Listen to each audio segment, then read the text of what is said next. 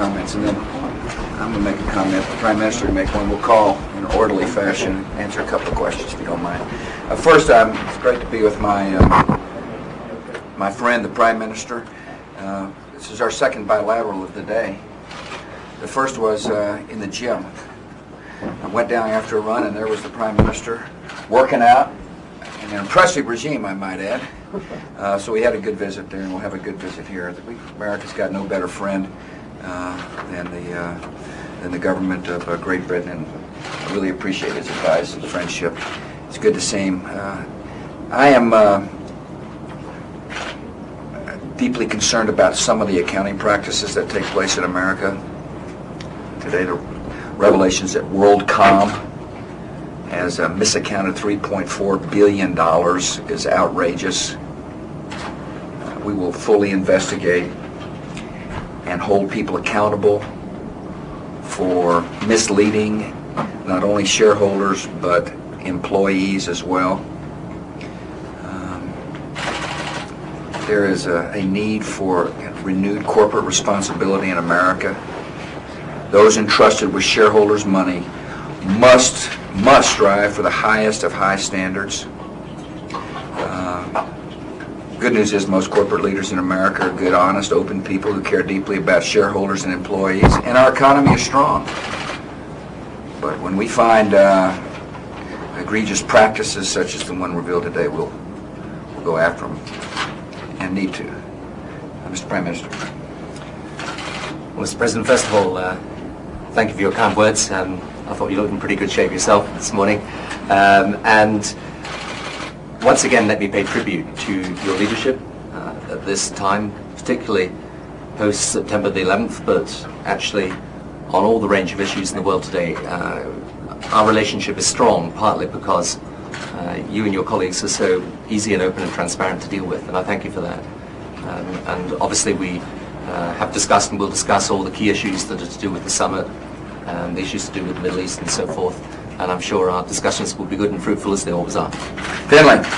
Mr. President, in your speech you made it very clear that the current leadership in Palestine is not acceptable. If the outcome of the election in January were to result in the re-election of Yasser Arafat, what would be the policy of your government? I meant what I said, that there needs to be change. If people are interested in peace, something else has got to happen. We're mired in a situation now where there's terror on the one hand and hopelessness on the other, and that's unacceptable. And therefore I laid out a way forward for Palestinians, Israelis, the Arab world, and all the rest of us worried about it. And it said basically there needs to be new institutions, there needs to be a new constitution, there needs to be elections, there needs to be balance of power, there needs to be new security forces, there needs to be transparency amongst financial institutions. I also made it plenty clear that if there's leadership compromised by terror, we won't be able on the path to peace. I've got confidence in the Palestinians when they understand fully what we're saying, that they'll make right decisions as to how we get down the road for peace. The status quo is simply unacceptable, and it should be unacceptable to them. They live in, they've been pawns in the game of peace. They have no hope. Their economy's in shambles. They live in squalor. Their leadership has let them down. Mr. President, who will be the judge, though, of the sufficiency of the reforms that you're calling for? The free world. The people who are going to be asked to put up money. Listen, I can assure you we won't be putting money into a society which is not transparent and corrupt. And I suspect other countries won't either. Prime Minister, can I ask you, do you agree that there's got to be change and that means an end to Yasser Arafat? And can I ask you also, Mr. President, whether you agree with the Europeans that you're not as serious as Mr. Blair about helping Africa? Okay. Helpful question at the start of the morning. Yes. I mean, first of all, let me just make it clear, as I said to you yesterday, it's for the Palestinians to elect the people that they choose to elect.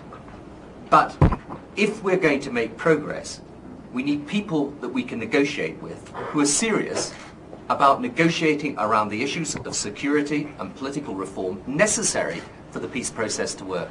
So this is no question of us going in and saying to the Palestinians that we're going to run your election. But it is a question of us saying, if we want this peace process to work, there are certain clear preconditions. One, we've got to have leadership we can negotiate with that is serious about peace and resists and totally rejects terrorism. Two, we've got to have a security infrastructure in Palestine that has integrity.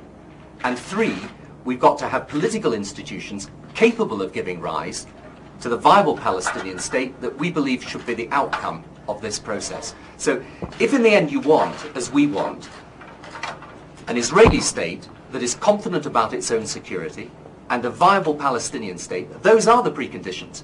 For Israel to be confident, it's got to have a negotiating partner that is serious about tackling terrorism. Now, that is, I think, the essence of it. So, it's not a question of saying, we're going to tell people who they elect or not elect. That's for them. But it's for us to say the consequences of electing people who aren't serious negotiating partners is that we can't move this forward. And that's Arafat you're talking about, not Well, Israel. as I said to you yesterday, we've had a situation over the past few years, and I've tried as hard as anyone. I think I've had 13 different meetings with Chairman Arafat over the past few years. But as I said to you yesterday, you've got a situation where we have not been able to make progress, and there has been an attitude towards terrorism that is inconsistent with the notion of Israel's security. As to Africa, all of us are doing as much as we possibly can. I don't think this is a competition. I'm proud of the Blair government's efforts for Africa, and I'm proud of my efforts for Africa. After all, I laid out what I call a Millennium Challenge account in Monterrey, Mexico, that says if countries adopt the habits of democracy and freedom and private property and reform, there'll be $5 billion a year available. Laid out a new AIDS initiative that is the first of its kind. It says we're going to provide a lot of money, about $500 million, to mother-to-child, to affect mother-to-child transmission of HIV/AIDS. We're also significantly involved in the AIDS Fund. Laid out another initiative on a $200 million education fund. So I'm plenty pleased with the progress we're making. Stretch, we call him Stretch. Right out of that.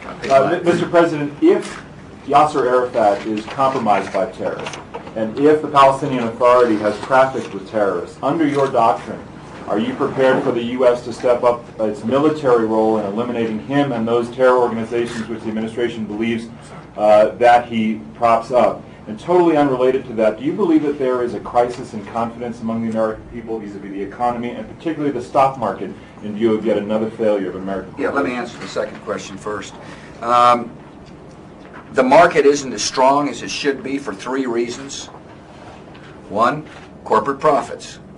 There's no question some sectors of our economy are recovering from the slowdown, but they'll recover. Secondly, there are still some concerns as to whether or not the United States and our friends and allies will be able to prevent further terrorist attack.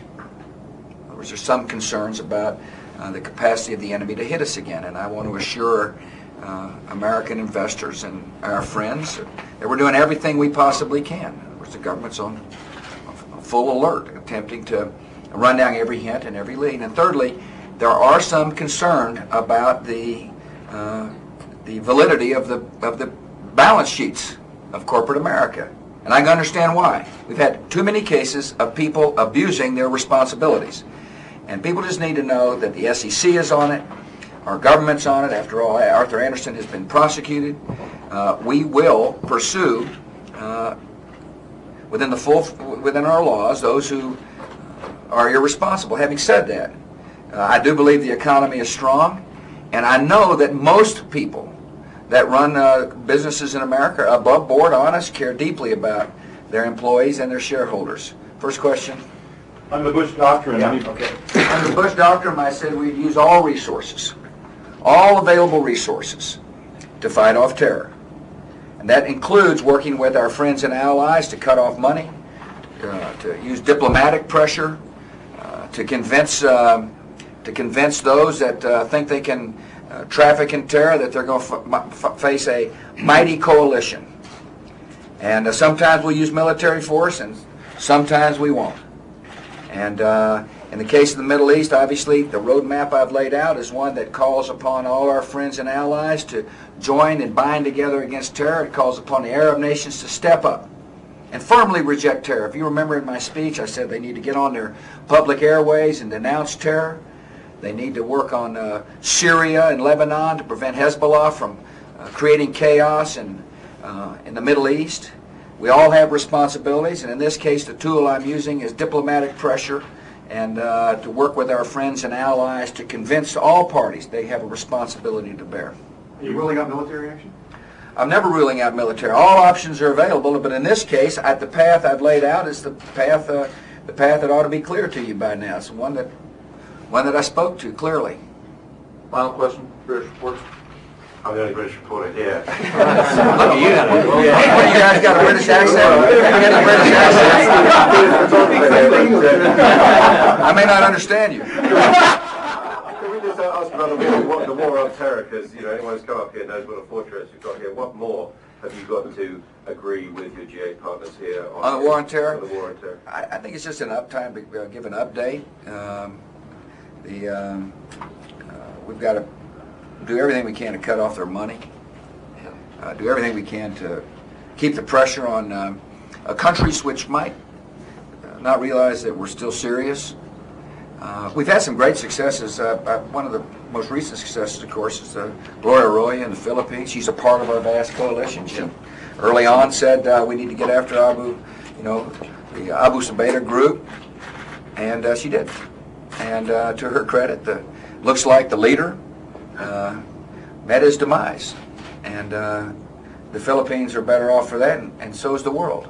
And so this is a chance for us to continually remind each other that our countries are still under threat, but we're making good progress. This is a different kind of war. I readily concede. Sometimes people are going to see success, and sometimes they're not. But we're making success.